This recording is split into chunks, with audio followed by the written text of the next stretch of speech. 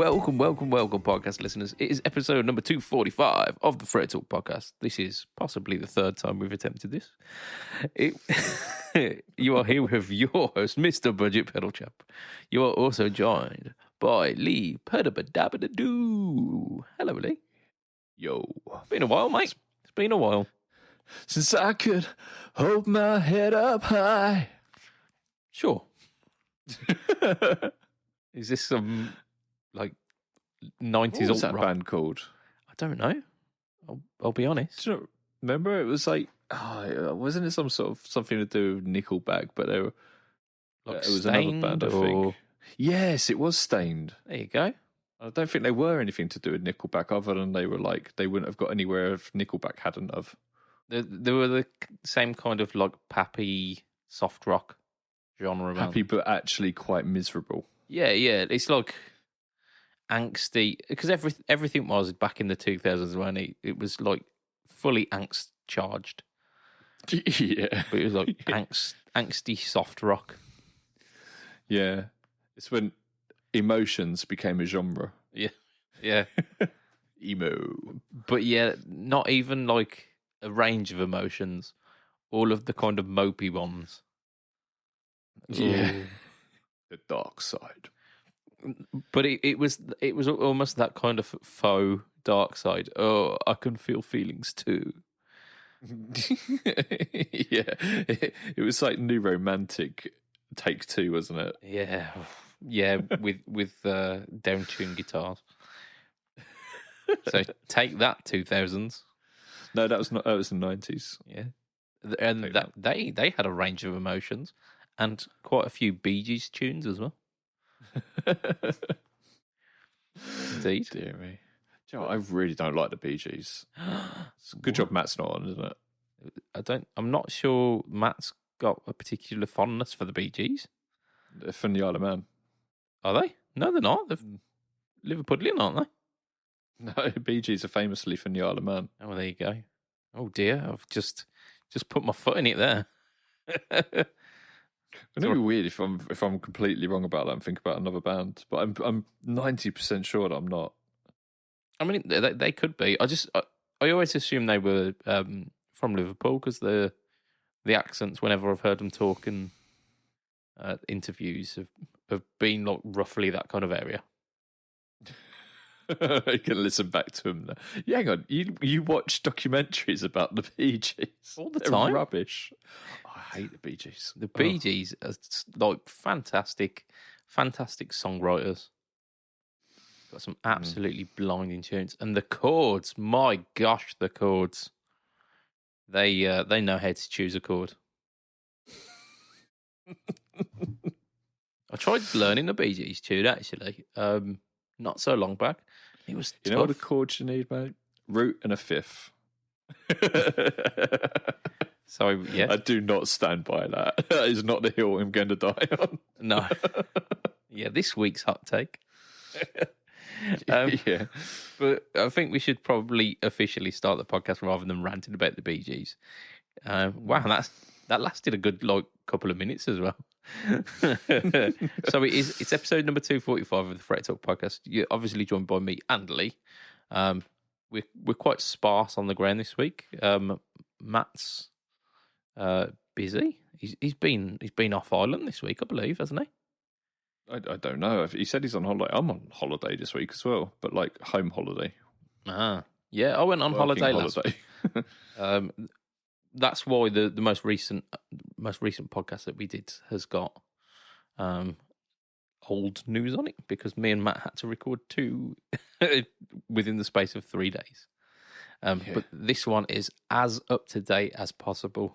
We're recording it late just to offset the fact that the last one was not so timely. So, what we usually do is we usually talk about what we've been up to this week, don't we? What you been up to, man? Or what I've been up to. I've been up to a fair bit. I've bought a few pedals. I've done some pedal demos, which are coming out very soon. But I've dropped a video that I've been promising since the start of the year on Pedalboards of Doom. Yes. Yeah, I think we even got it last year, didn't we? Pardon? Didn't we get them before the end of the year? Yeah, just before, and then I was promising as my New Year's resolution, I will do MIDI. Damn it! You were scared. Admit it. I still am. I still am. But yeah, getting it up and running was a lot easier than I thought it would be. Told you. But well, simple. Yeah, so like dipping the toe in the water is nice and simple. So just to kind of give a little context for this, I've released a video on the AirStep Bluetooth/MIDI controller. Obviously, I've used it with the HX Stomp with MIDI because the HX Stomp does not have Bluetooth. So that's one cable going to it. However, it's a pretty decent unit. You've got the light in your hand there, haven't you? Yeah, I've got the light and the normal one as well. So the one that you've got, and I've got the light. I've got the light mainly for these, which happen to be on my desk because they're on charge. So the Weather because these will Bluetooth to that. So I just switch it on and connect it up, and it's off I go. So so good. The light is a unit in and of itself, but has less connectors. Yeah. Then okay, so we've just got. So it is literally just Bluetooth. It's not. So on the back you've got a function button, so you can switch basically between it, because there is a slight issue you might notice if you connect it to your phone. Yeah. And then you go to type, it won't come up with any characters if you use an iPhone. Because Yeah, so you have to press the function button on the back of this to allow you to get the keypad up. Okay. That's the only issue I've actually had of it. In terms of everything else, like charge, I've never charged it. No, funnily enough, I hadn't charged mine since I got it, and it worked for the entire day of filming that I done, and that was so. Like you say, we got them in about December, and I did the recording for this in April, so that's 4 months. I mean, it's sat dormant; it hasn't done anything, but it's held the charge enough for me to be able to record, a day's worth of. I think I might have charged one of them. I can't remember which one, but if I have, I've only done it the once, and I've used, especially this one, I've used it extensively. Yeah, because you're using it with your headphones, your Weather, which is just fantastic. To have a pedal board. It's a wireless pedal board that connects up with all the effects that are built into the Weather Airs, so I can turn gain on and off and everything. It is like having, rather than having 5 different snapshots, if you like, of it's like having 5 different pedal boards on the Weather Airs now, or 6 even. Yeah, 6. So it's really, really cool. What was the best thing that you used it for? So, like I say, I've just kind of dipped my toe into it at the moment, but the preset that they've got set up for the HX Stomp gives you, so you've got your 5 buttons on it. The left 2 bang up and down the presets, so you can bang up and down through your however many presets there are. There's quite a few in the HX Stomp. I've not counted them, but you're talking upwards of tens of presets, probably about 50, 60 presets available on the Stomp. But then on the right 2 as well, it allows you to bang back and forth through a snapshot for each of those presets. So for every preset, you can have 3 different versions of that same preset. So 3 different permutations of pedals being on or off, or dials being set in different ways and whatnot. So from that, I could now gig the HX Stomp, because you could have your songs set up in preset order, and then a snapshot of 3 snapshots for maybe verse sound, chorus sound, and solo sound. Yeah, something you might be able to do is tweak it so you've got the first two to go up and down between banks, the second two to go up and down between snapshots, and then the third one set up to tap tempo. Yeah.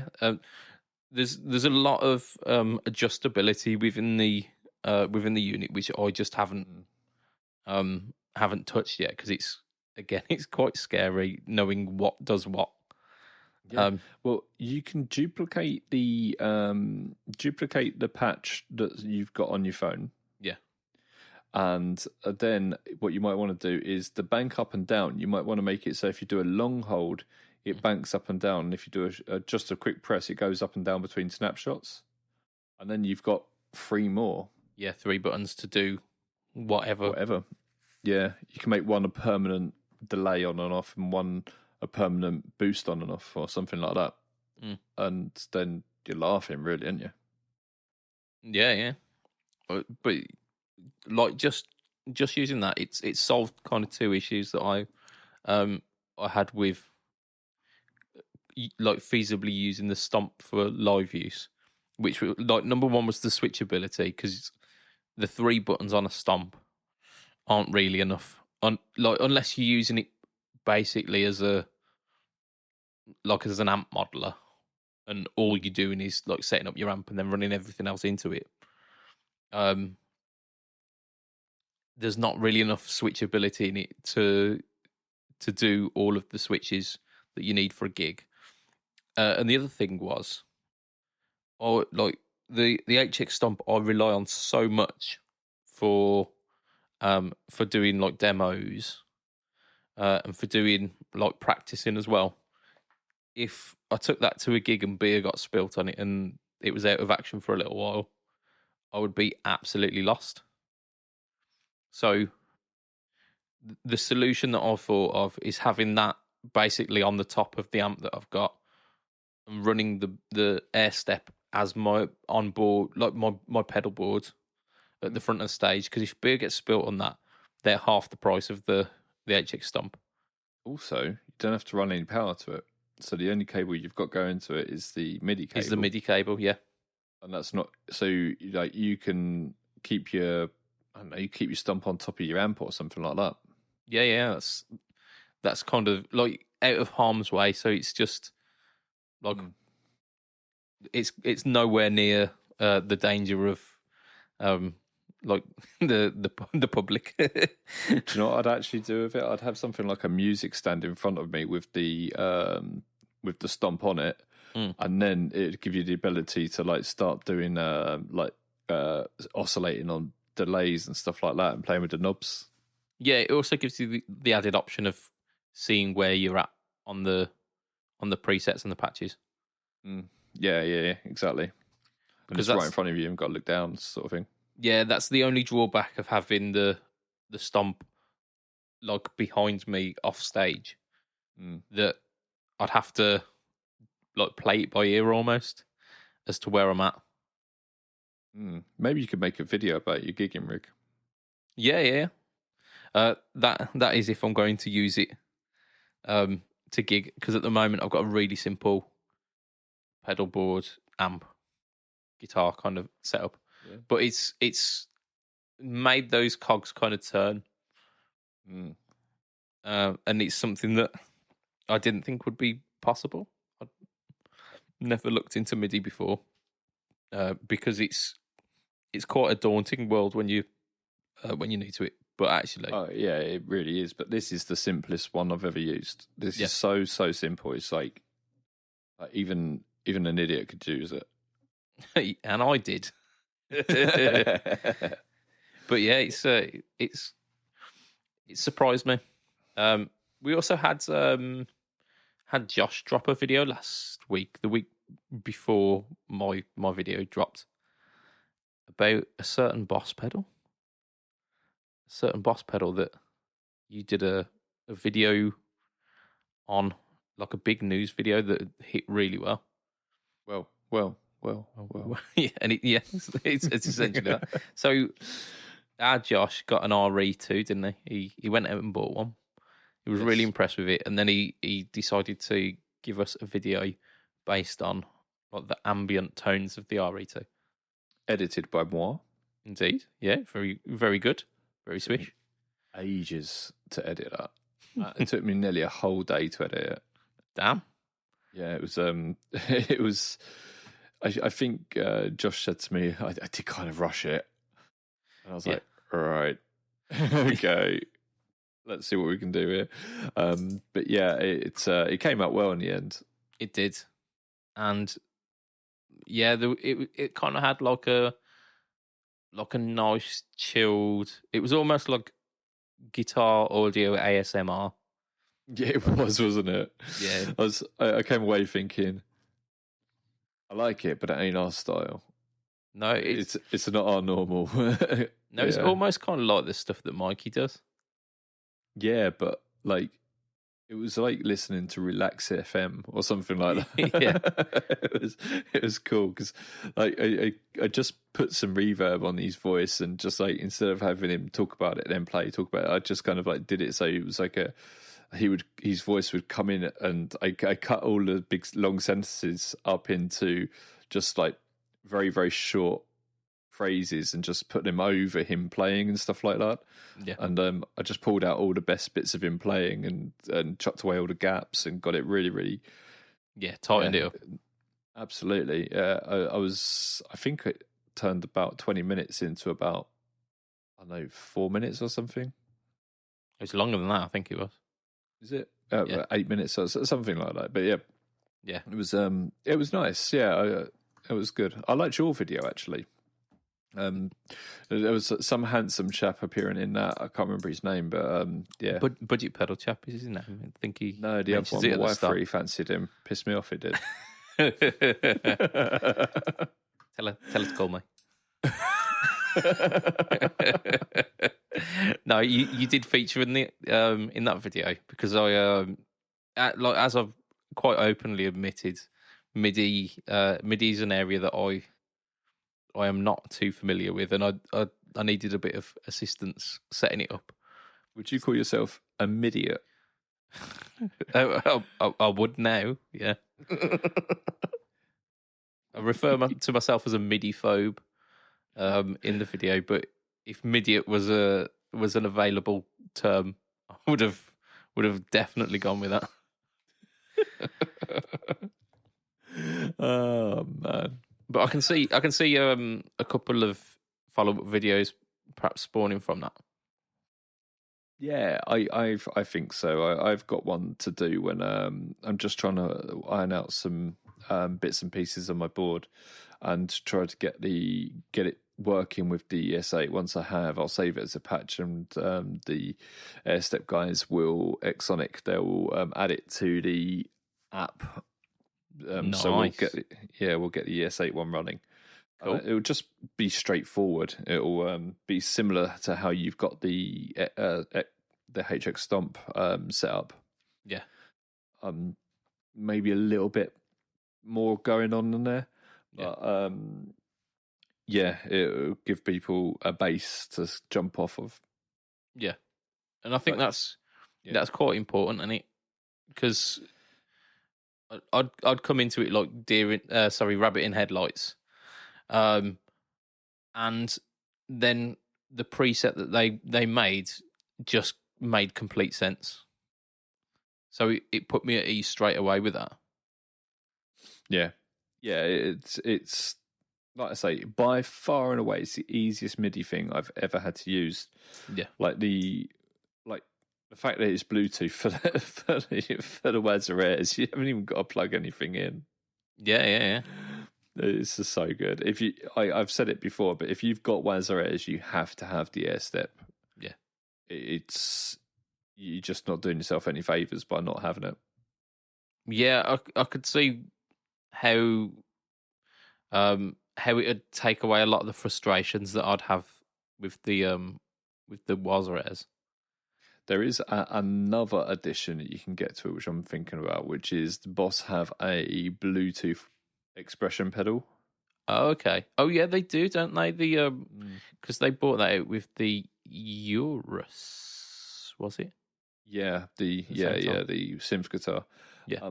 and you can have both of them at the same time, from what I gather from looking at people's pictures.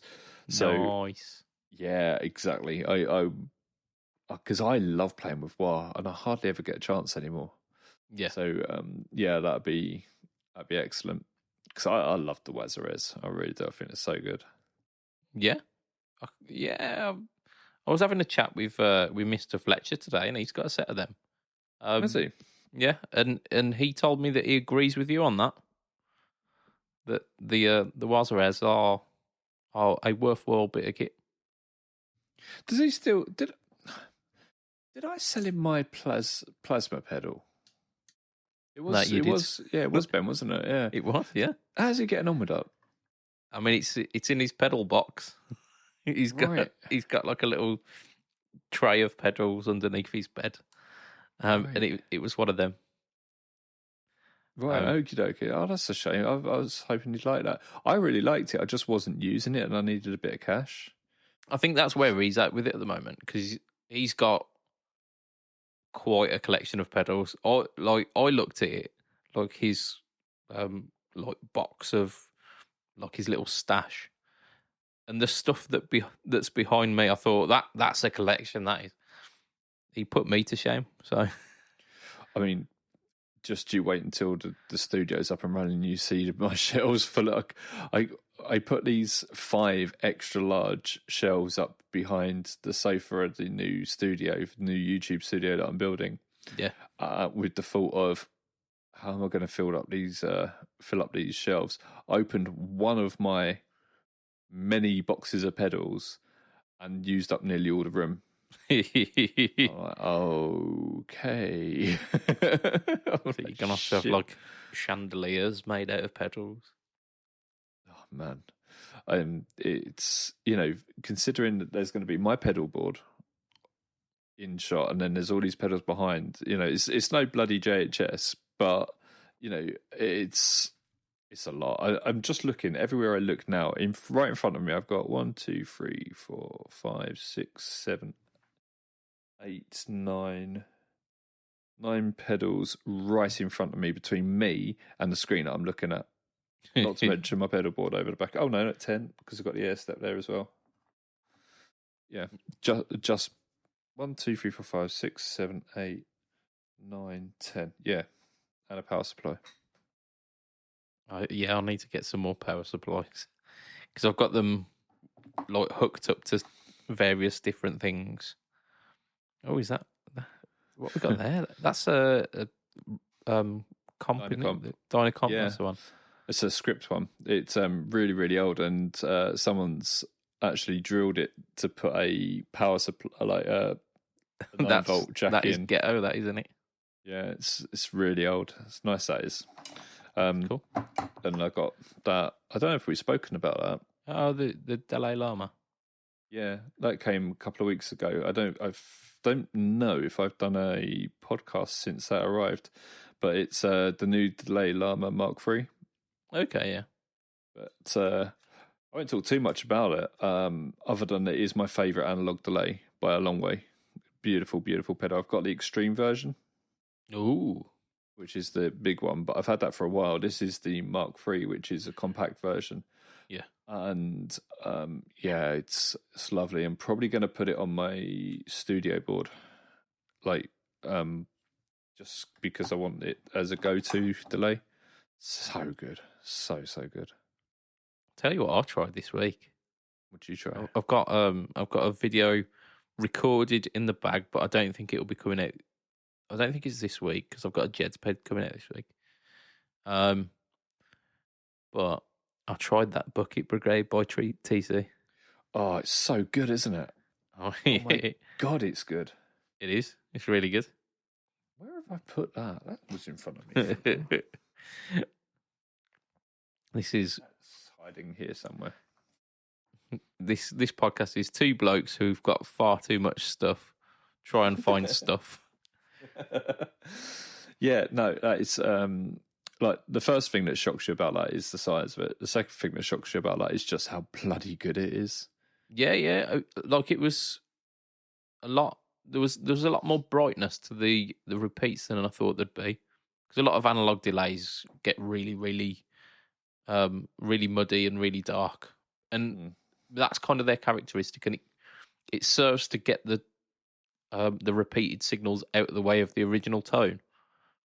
But the Bucket Brigade, I think it's got a buffer when you switch it on that makes your original guitar tone kind of sparkle, and then has the like the repeats are almost what your original tone was. So that it does it that way. It's closer to a carbon copy Bright. Mm. Yeah, it's very nice. I really like it. We've got the carbon copy Bright on Tonepedia, and I think we're going to be adding the Bucket Brigade soon, so we'll be able to compare the two. That'd be really good.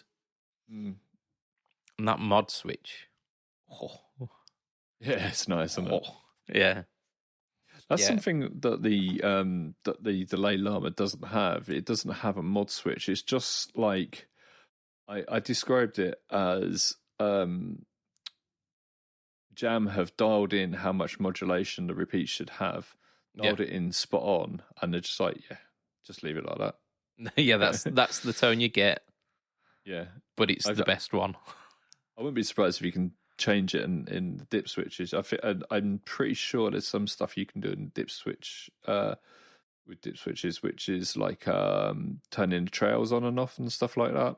Yeah, which is about the only really acceptable use for dip switches, in my opinion. But we'll come to that. Yeah, that's a little bit of a sneak peek of what we've got coming up, hasn't it? Yeah. But this is lovely. It's got a tap tempo, and then it's got your normal. Oh, sorry, my watch has just told me to take a moment. I'll take a moment just to put it on silent. There we go. No, that's not silent. That was silent. And that's the opposite of silent. Yeah, that was do the opposite of what you just did. Sorry, listeners. So yeah, it's So it's the size of the normal Jam pedal, and I'm holding it with one hand. It's very, very like a bit bigger than an MXR pedal, a bit smaller than a Boss pedal. But it's got 2 foot switches on, one further to the left, one further to the right, obviously. And the one further to the left is the bypass, and then the one further to the right is the tap tempo. But if you hold it, it puts it into self oscillation. Oh, that's cool. Yeah. Then you got 3-way switch for different subdivisions. That's really feature packed for an analog delay and for how big the pedal is. Yeah, it's really, really nice. I like it a lot. Yeah. Speaking of delay, Lee, there's a certain gigantic green delay that you got your hands on recently. You know what? It ain't as big as people think. To give you context, right? There's the air step. Yep. Okay. So it's about 3/4 of an air step, and like 3/4 long, and then 2 air steps wide. The switches are a little bit closer on the DL4 than they are on the air step. Yeah. So, yeah, to give you an idea. So, yeah, obviously we're talking about the DL4 here, the DL4 Mark II. It arrived the other day, and it's so good. So, long-time listeners and fans of Pedalboards of Doom and so on and so forth will know that I've had a lot of affair with the DD500 since it came out. It's just unbelievable. And DD500 was like Boss's answer to the Strymon Timeline. And although the initial presets on it, like the Boss's own presets on it, weren't anywhere near as good as the Strymon presets on the Timeline, the actual sounds that you could get out of the DD500 once you start playing with it went well in advance of what the Timeline was capable of. And then people started to realise, like, partially, I suppose, due to mine and other people who loved it, going on about just how flexible it was, that it's probably the most powerful delay on the market. I can't imagine another delay that's out there that allows you to do what the DD500 does. So much so that I've got so many different delays that I've captured on there. I've got loads of vintage ones that I've tuned in perfectly. You know, I did is I went through loads of YouTube videos, listened to them one after another, just trying to get the sound exactly the same for each vintage delay as they were on the YouTube videos of them. Yeah, and so I've got Echo Rex, Echo Plex, all those sort of things on there. I've got this excellent SD, I think it's called the SDD 300 or SD 300, which is the stereo delay that Eddie Van Halen used, and it's a digital delay. I got it doing like a ping ponging, but it's kind of like vintage digital delay, a bit like a DD3 sort of idea. Yeah, but it's got its own character to it. It's really, really nice, and I've got one set up as a complementary subdivision to the other, and one's slightly lowered in the other, so it's like da da da da da da da.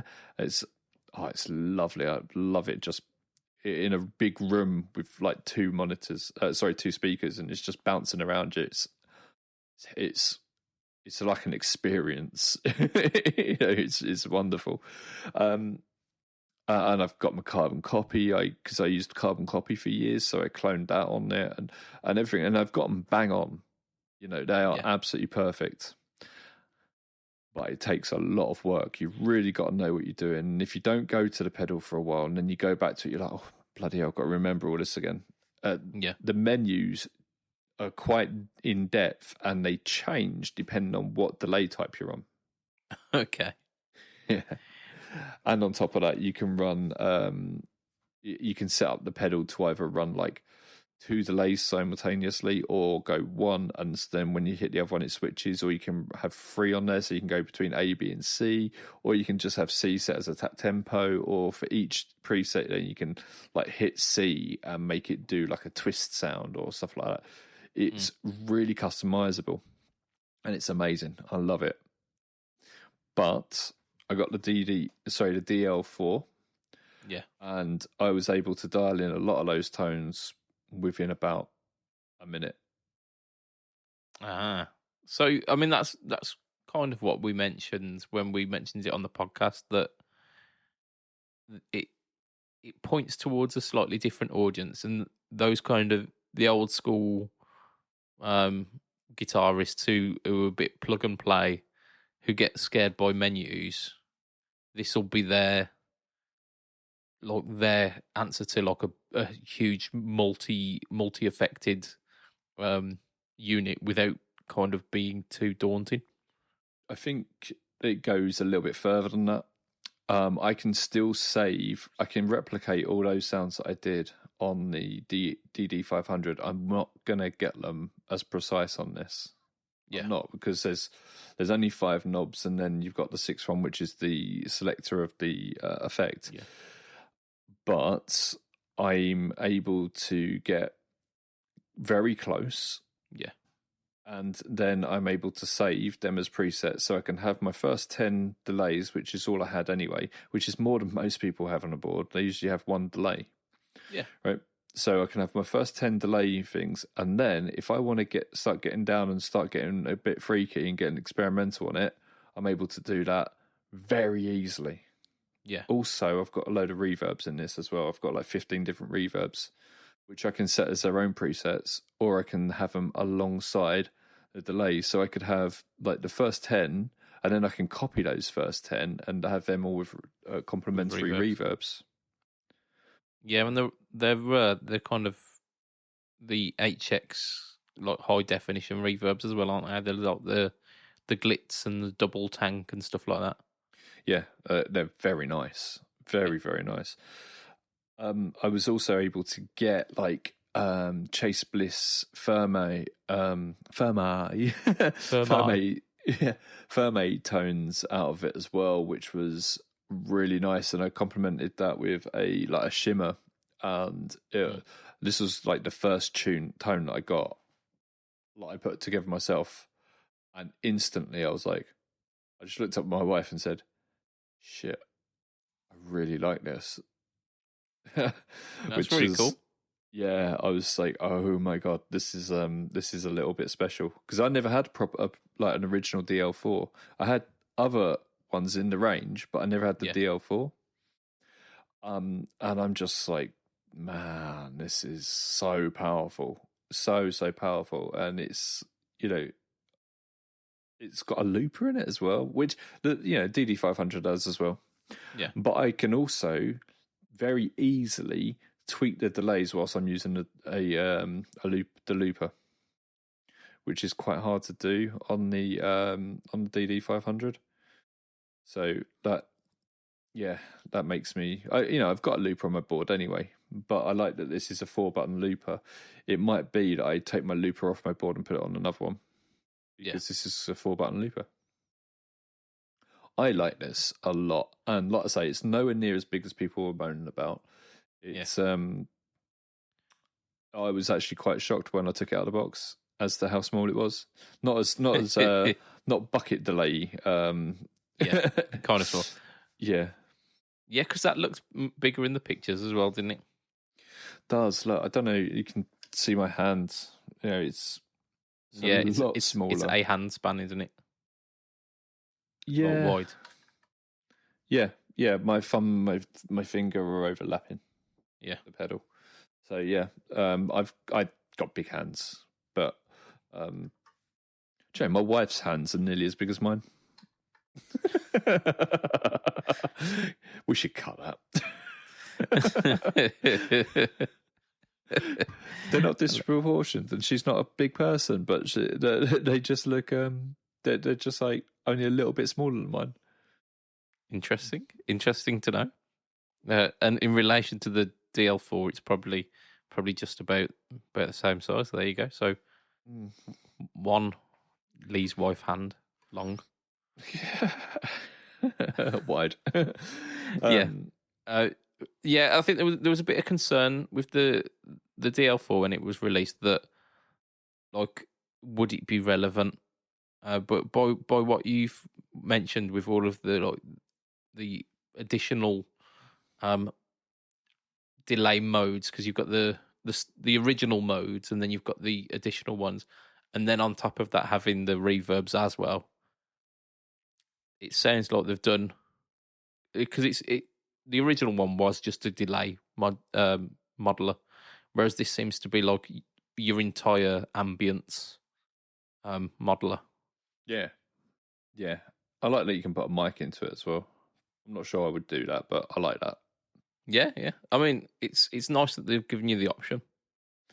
Yeah, I might try. Did you watch the Andertons video on it? What, on the DL4? Yeah. No, I didn't. No. It was really funny. Danish Pete was like singing down it to start with. You should watch like the first minute or two of it. So what is he doing? Oh dear. Very funny. Very funny. Indeed. But that's not the only floor-based thing that you've been talking about this week. You did quite a hefty breakdown of a release from Victory as well, didn't you? Yeah, so we got together with Victory. I stay in touch with the guys at Victory because they make some of my favourite gear, and a Martin kid who designs and builds these. I do count him as a friend. He is such a lovely bloke. He sends me a personal birthday message. I think he does it to everyone, but he doesn't just say happy birthday on Facebook. He'll message you and say happy birthday, hope you have a lovely day, and all these sort of things. And he's just that sort of guy who kind of goes out of his way, and super, super nice guy, really is. And so I've knew for a while that they were making. I think we all knew it was going to happen eventually. Yeah. But when they released the Duchess as the V4 amp and they sent that over, and that was amazing. And I loved that. And it was like the perfect pedal platform.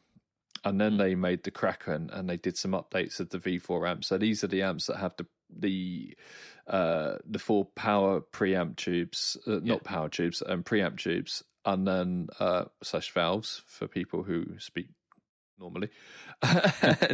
And that's like the majority of our listeners are American, I shouldn't say.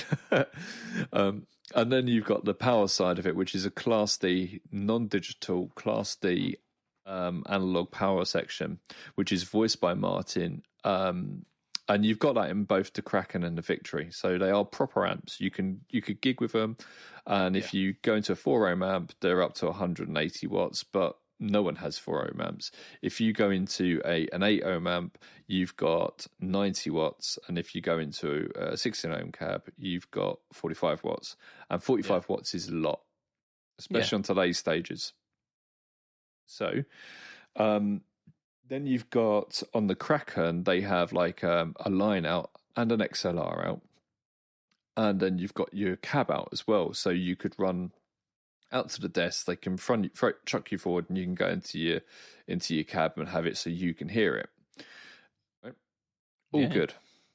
But with the new ones, they've what they've done obviously is they've released the whole range. So you've got the Copper, the Duchess, the Kraken, the Jack, which used to be the Countess, and the Sheriff, which is the Marshall. That's it, isn't it? It's 5. Sure. Yeah. I mean, I watched the video, but I've been on holiday since, so. Yeah. So the Jack is the one that I'm going to go get next. And that is the Guthrie, wasn't it? The old Guthrie one. Yes, and I believe Richie Coxon uses that as well. Oh, does he? Yeah. Because he used to have his own, the RK50, didn't he? The head. Oh, maybe that's the one I'm thinking of then. Right. So, so you've got the this amp is designed by Guthrie Govan. You've got like a really Fendery / hi-fi clean channel. Yeah. But it's not too clean. There is enough of a breakup and stuff going on there. So it's a nice pedal platform, but it's a nice clean section. But then the overdrive section, like the dirty channel, goes anywhere from like overdrive all the way up to distortion. So it's really flexible, and I think that's going to pair really nicely with the Kraken. So I'm going to put the Victory on another board and just use that as a pedal platform with different overdrives going into it. And then on my main board, I'm going to use them two as the dirt, and just take the overdrive pedals off and just have a boost. And it will allow me to free up a bit of room on there. Cool. Yeah, it says it's the Jack of all, isn't it? That one. Yeah.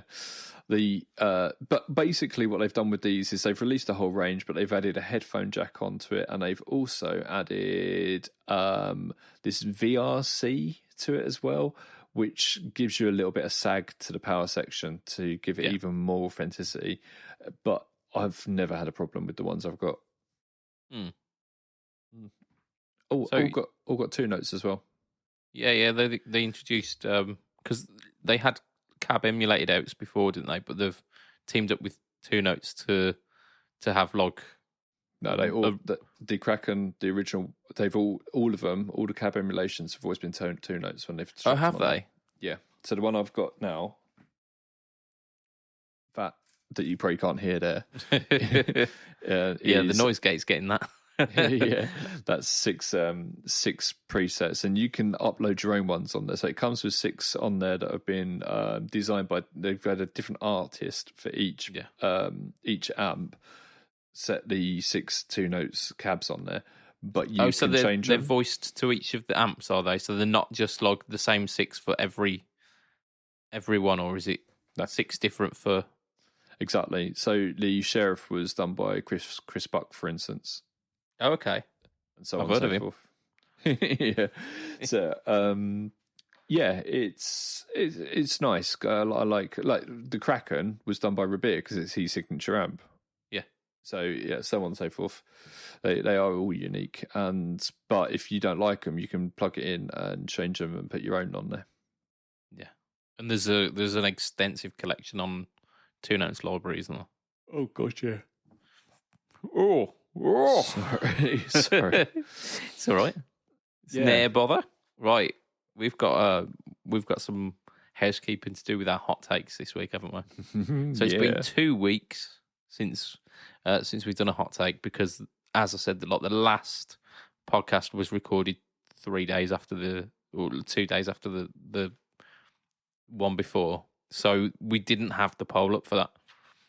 Both me and Matt quite cockily said, "Oh, Josh is going to need some help here because this ain't going to go his way," and it only has, hasn't it? Well, so it's at the moment it is a 50-50 split. So the last week's hot take was basically the JVM Marshalls are the greatest Marshalls. No, are the best Marshalls that Marshall have made. Yeah, but we argued nope. Full stop. But there was a lot of kickback on it. You yourself came in on this one and was actually like, yeah, I'd agree with that. Yeah, I would. And quite a few people backed you up. So it's a 50-50 split. And because it's a deadlock, I think we're giving Josh the win.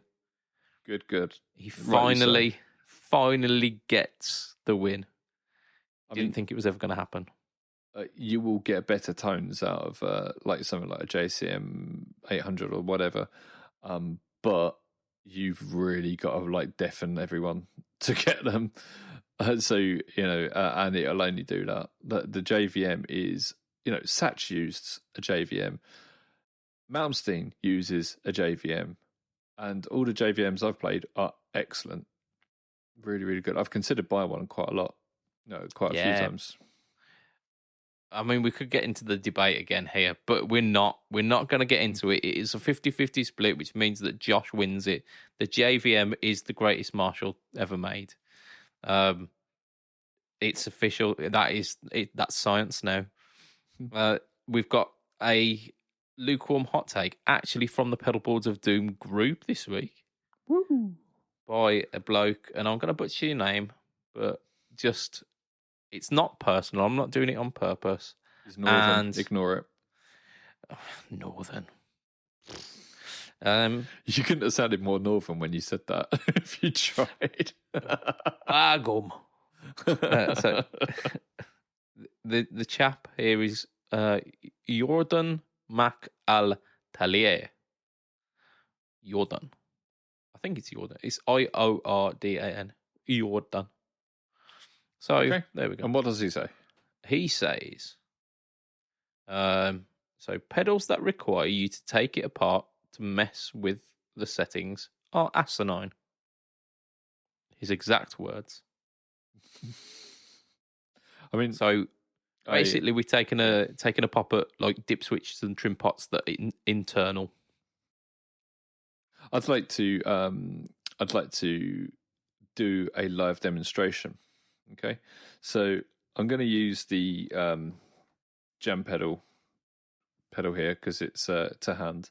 So this is the Lay Llama, and say I'm going to set my settings exactly how I want them. Okay, so I've set my settings, and then I'm like, I really like this, but I just need to sort this out. And then I pick that pedal up and I start moving it around and start twiggling around. Oh, all my settings are moved.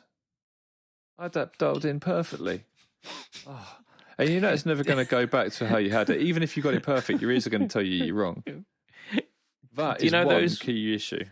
Like the adverts that are on like QVC and stuff like that, where like someone's trying to carry like too many pots through a kitchen and then they drop them all. And it's like, oh no, that's basically what we got there.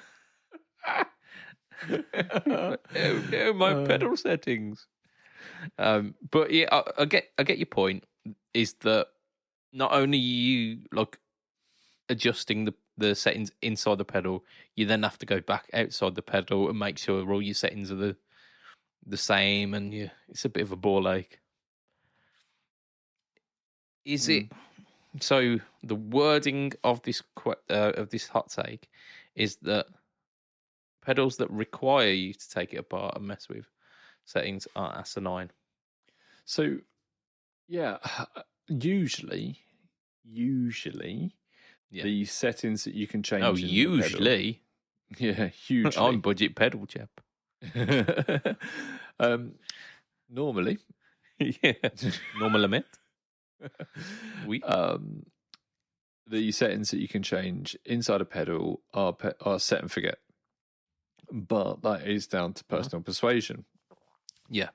Also, take the King of Tone, for instance. You don't know which settings you're going to like the most. So you need to switch it because you've got 6 switches either side. And the different combinations will give you... No, it's 3 dip switches either side. And the different combinations of up and down will give you the overdrive, distortion, or something slightly in between. Yeah. I think it might be 2 switches either side. But it's got some switches inside it, and it requires you to do some prior planning to figure out which one you want. But you need to try them. So you need to switch one, and then you need to turn the knobs on the front to see how you like it, and then you need to do the other one and then see how you like that, and then you need to see how they sound together. And switching it backwards and forwards, I've had to do this, moving it backwards and forwards to get exactly how you want it. It is a bit of a ball ache, right? Yeah. On the Pantheon, right, those switches are on the side. I can just I've never taken the back off the Pantheon, and just, little switches, da da da da. I know what they do as well, because I haven't got to read like a key to tell me what they do. They say 1, 2, 3, and it says like gain 1, gain 2, gain 3, channel, or whatever they do. And I can sit there and I can toy with them. The Pantheon Deluxe has a lot more knobs on it than a King of Tone, and it took me a lot less time to dial it in. Indeed. But as you say, internal dip switches and trim pots to a certain extent are largely a set and forget kind of thing. It's not the kind of thing that you want to be adjusting on the fly. No, true. If it's internal, you're not going to knock it when you take it to a gig. You're not going to do the weird QVC advert that you just did. It's set, it's done. All right, okay, I'll give you another example. The Carbon Copy, brilliant pedal. Yep. Used it for ages. And when I first got it, I set up the modulation, because inside you got like speed and time and stuff like that. Rate and depth, haven't you? Yeah, exactly, rate and depth. To set up the modulation, set it up. And I was never quite happy with it. And every time I wanted to tweak it, I had to take the back off, and it became a bit of a pain in the ass. I couldn't do it at gigs. So when I was trying to get my sound right with the other guitarist, it was just I couldn't just do it. I had to go home, tweak it. When I came back, was it right? Was it not? I don't know. And then they released the Carbon Copy Deluxe, which had the normal Carbon Copy. It had a switch for the bright, and it also had those knobs on the outside. Yeah. Because they knew that it's a pain in the arse having dip switches internally.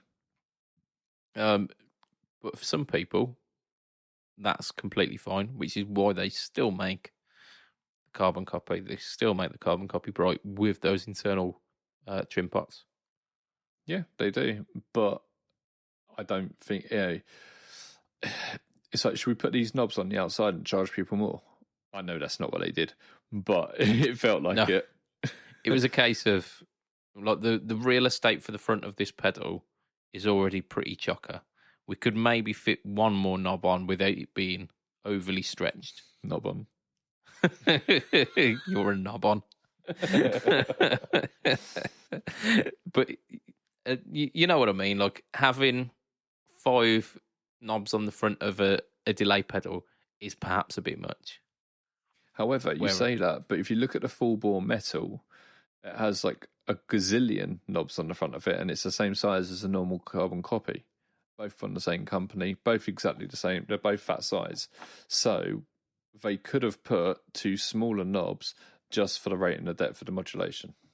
They could have, but then it's busying up the front of a delay pedal's face. like delay pedals are, I would argue, more something you would more likely tweak on the fly, whereas like a drive pedal, you usually get it set where you need it to be set. What if they made them little tiny ones that you weren't going to twist more than like a little bit, like you get on these Sonic Ambience pedal from Sonic Cake? You know, what if they did them like that? That would have been my go-to. Or, you know, have them on the top or something like that you put a little screwdriver in that you can access from the outside. That's still quite fiddly, though, isn't it? It is, but it's not as bad. I would argue that that's probably more fiddly than taking the back off and being able to turn it with like the nail of your thumb, rather than having to get the. I like the idea of having them maybe on the side, just having like two tiny little trim pots, the kind that you have on MIDI pedals, just almost like where the jack inputs are, because they're not top mount, are they? No, MXR ones. You know, it'd be perfect. Do you remember those the lock knob Ibanez pedals? Yes. Well, they like not lock knob, but you tone push lock. them and they pop out. Yeah, tone lock. Yeah, that'd be great. Just like pop it out, twist it, pop it back in. Indeed. But we're talking like the MXR carbon copy was like first conceived decades ago, back when those mini pots weren't a thing. Are you sure? Because them Ibanez pedals were out around the same time. The carbon copy. I thought the carbon copy was an 80s. No. Thing. No, that was that was 2000s. Was it? No. Yeah, let me Google. Yeah. Doing a Google. MXR carbon copy release dates 2008. That late? Fuck me. Yeah. I thought they were earlier pedals than that. No, there you go. I remember getting really excited by it as well, actually, when it came out. Flip the table. There's absolutely no reason for MXR to have done that shit. That's it. Fuck internal dip switches. No, I think. Do you know he's a bad company for doing that? And I hate saying it because he's a mate, but Anna Sounds put fucking dip switches and everything. Yeah, I like Anna Sounds. Yeah, yeah. Alex is cool. But yeah, he's a good man. He's a good man. But stop putting fucking dip switches in stuff.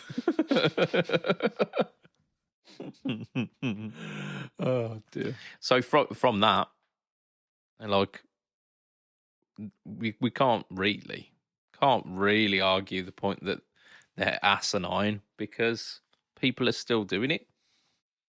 Is it a little bit inconvenient? Yes. It like over half the times, would it be better to have the controls on the outside of the pedal? Probably. But it's not something that would make or break a pedal. People still buy the King of Tone and herald it as an iconic pedal. They herald it as one of the best pedals still available. As an option, you can have the switches on the outside.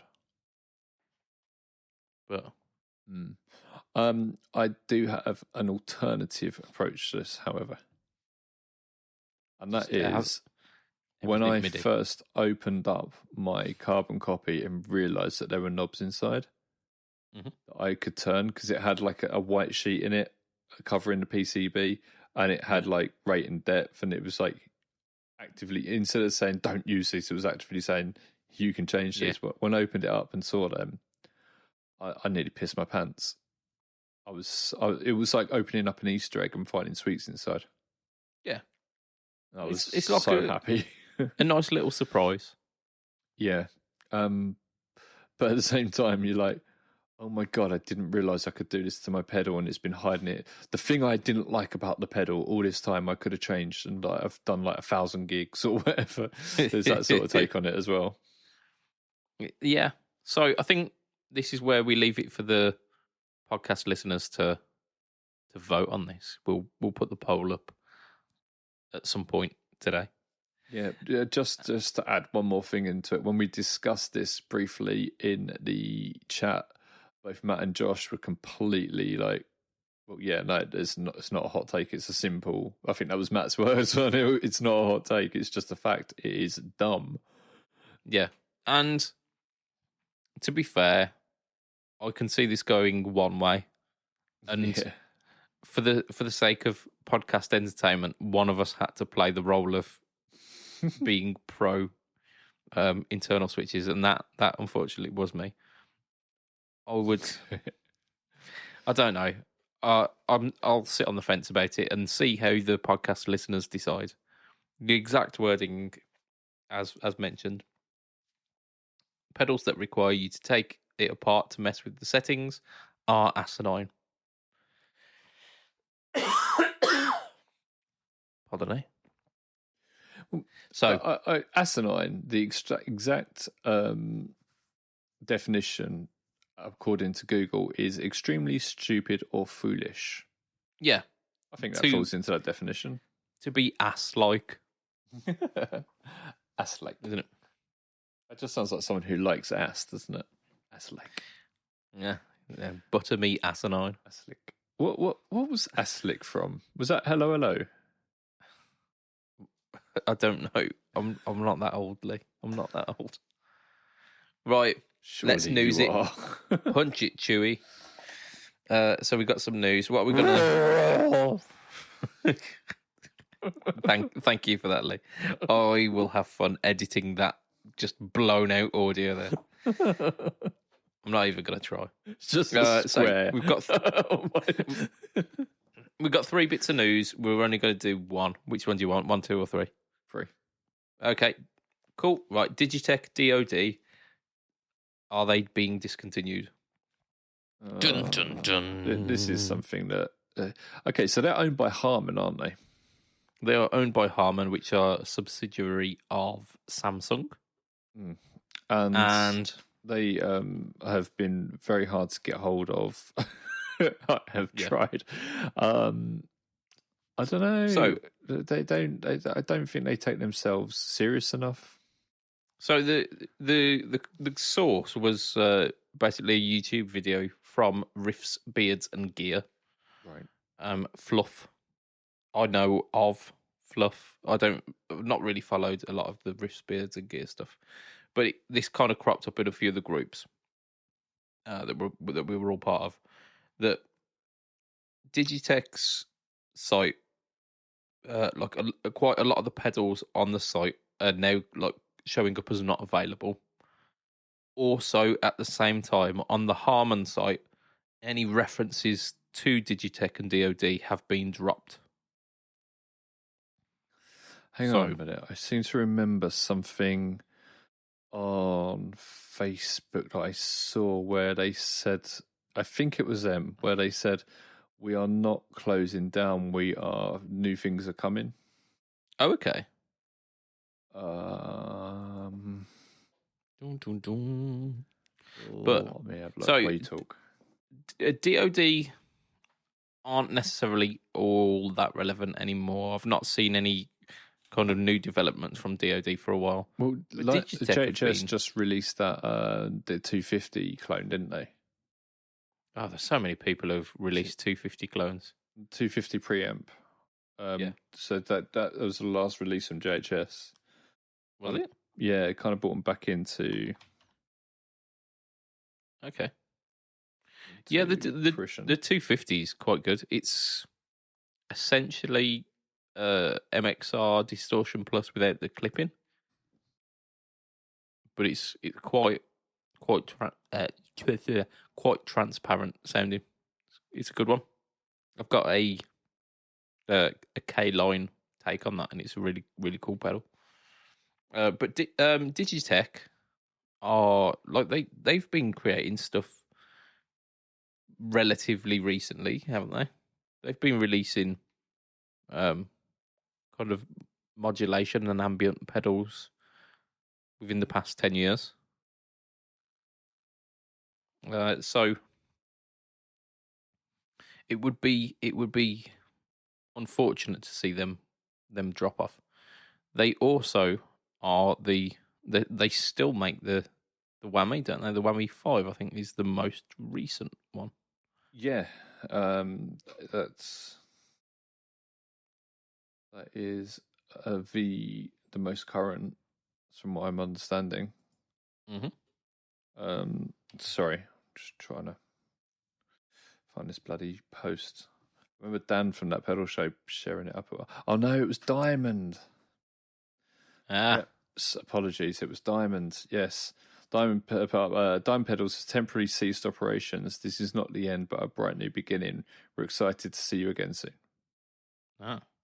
As they say, diamonds are forever. Are forever. Unfortunately, Shirley Bassey did not do a song about DigiTech. Dogs are forever. Oh man, that whammies are forever would work really well, wouldn't it? Whammies, yeah. Whammies are. I can't see the whammy going away. Like even if DigiTech and DoD went down, I reckon there'd still be a company going out there making the whammy. So it's so someone would buy DigiTech. Yeah, maybe. I'd like for it to not happen. Obviously, I want a whammy 5. Actually, I've wanted one for ages. I also want a whammy 1, but what I'd like to see from DigiTech is the pedals that were released when I was growing up, like the Bad Monkey, the Screaming Blues, the Hothead, the grunge, the death metal, and then they did a few from like the X Morph series or something like that, where it was a bit like what is this? What you showing me? Band creator. Yeah, I don't want to see that, Lee. I don't want to see it. So the X Morph series, they had like it was a range of pedals where it was like, say, like an overdrive pedal, and it had your standard tone level and gain, but then had this X Morph control, and it allow you to morph between like two different voicings of an overdrive pedal. Sounds like the OD2, doesn't it? Yeah, OS2, like where it's like DS1 and SD. Yes. Sorry. Yes. OS2. Yes. Yeah. Yes. OS2. Yeah, like the overdrive distortion. Is it called? There is an OD2 though. There is. That's the turbo overdrive, isn't it? The OD2 was the overdrive, wasn't it?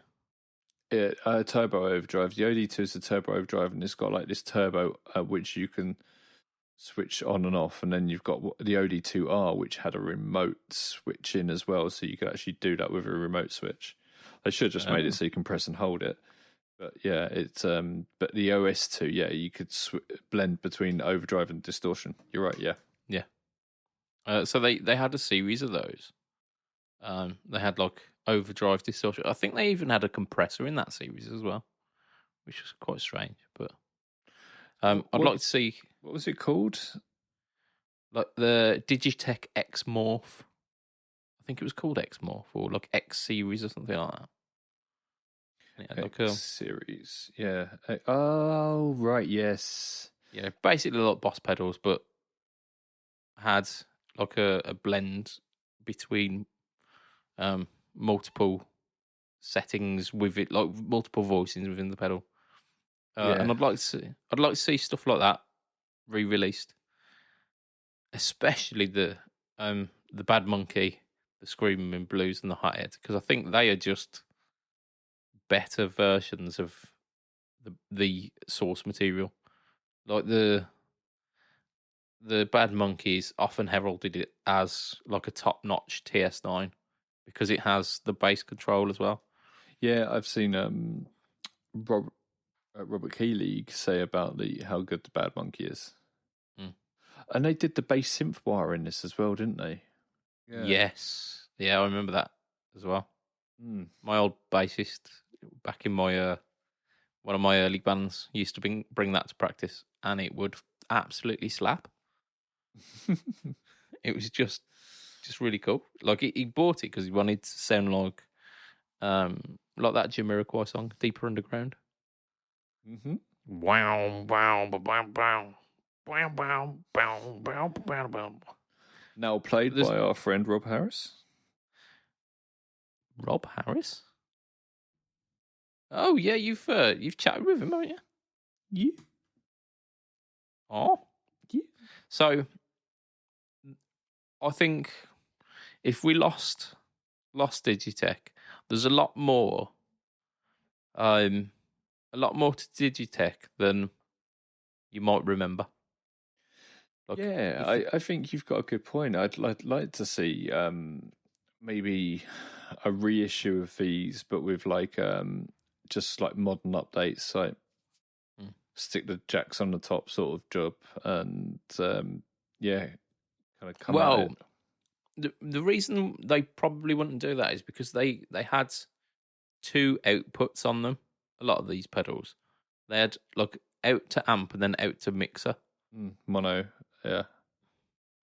It was really cool. I used to run my Bad Monkey in my pedal board, but through the out to mixer because it gave it like a bit more of a mid range push.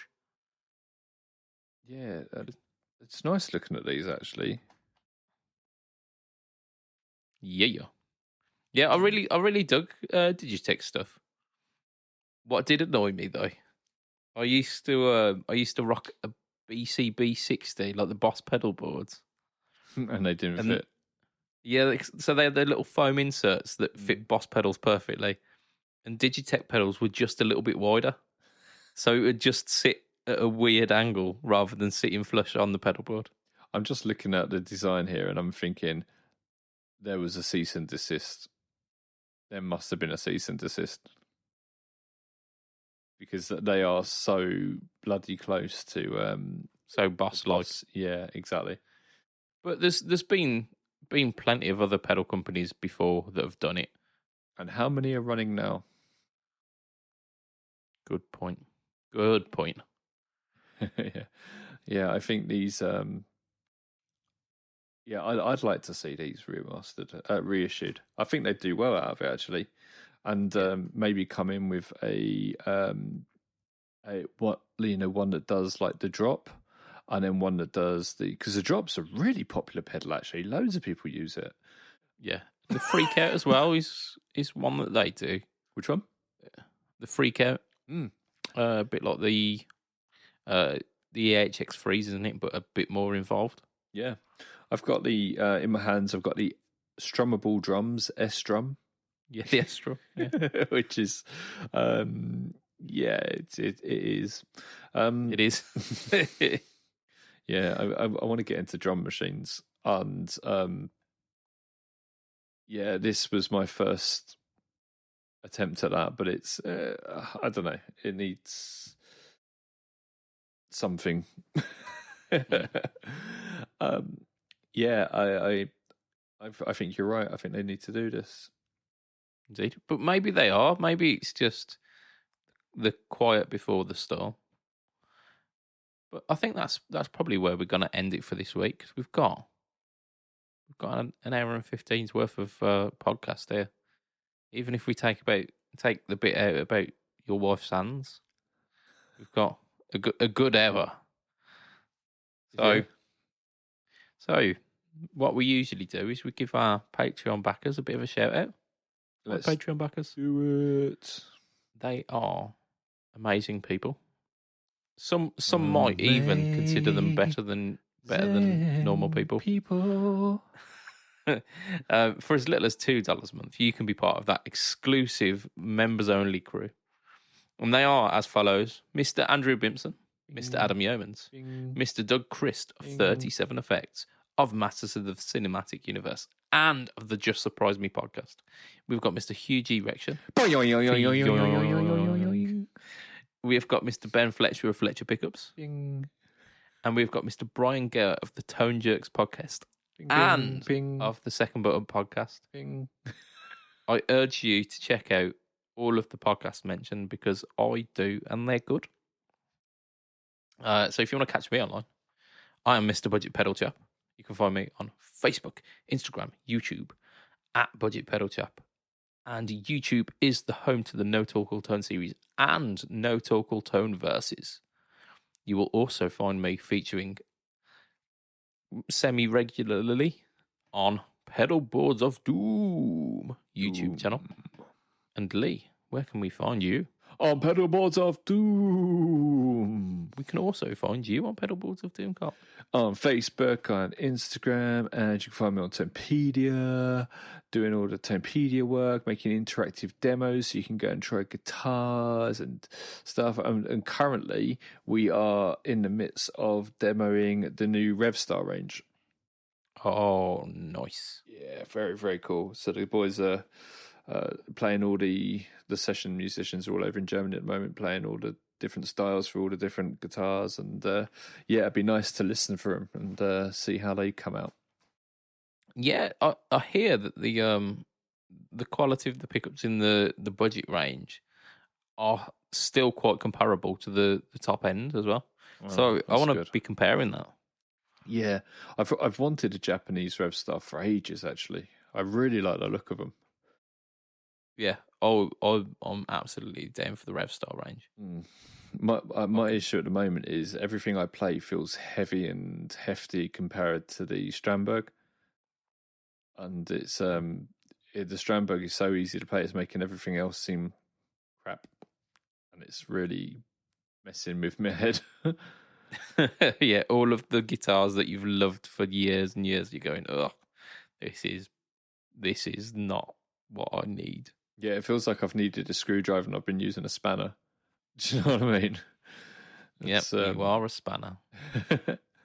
Right, so that is where we're ending for this week anyway. So from myself, Mr. BudgetPedalChap. From Lee, Mr. Say bye, Lee. Goodbye, guys. It will be a tatty bye. And good night for this week. Goodbye. Listen for the joke. Listen for the joke.